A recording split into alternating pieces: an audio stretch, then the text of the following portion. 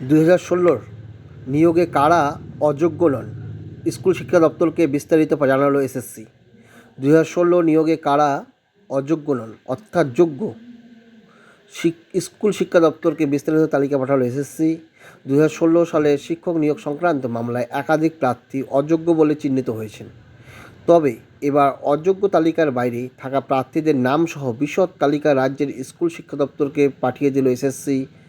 School শিক্ষা দপ্তর সূত্রে খবর, আজই মেলের মাধ্যমে এই তালিকা পাঠিয়েছে এসএসসি।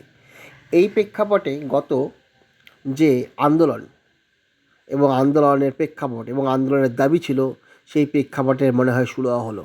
এখন দেখা যাক এই অযোগ্য নন অর্থাৎ যোগ্য কারা কারা, তাদের লিস্ট কবে এসএসসি তাদের দপ্তরে প্রকাশ করে, তাদের ওয়েবসাইটে প্রকাশ করে, এবং এর মাধ্যমে কোনো সুরাহার আশা মেলে কি মেলে না।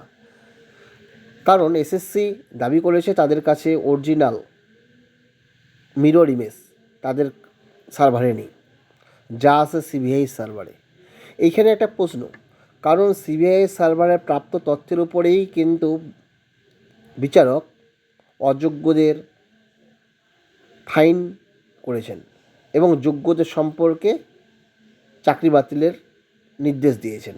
সেই প্রেক্ষাপটে এখন স্কুল শিক্ষা দপ্তর এসএসসির কাছে প্রাপ্ত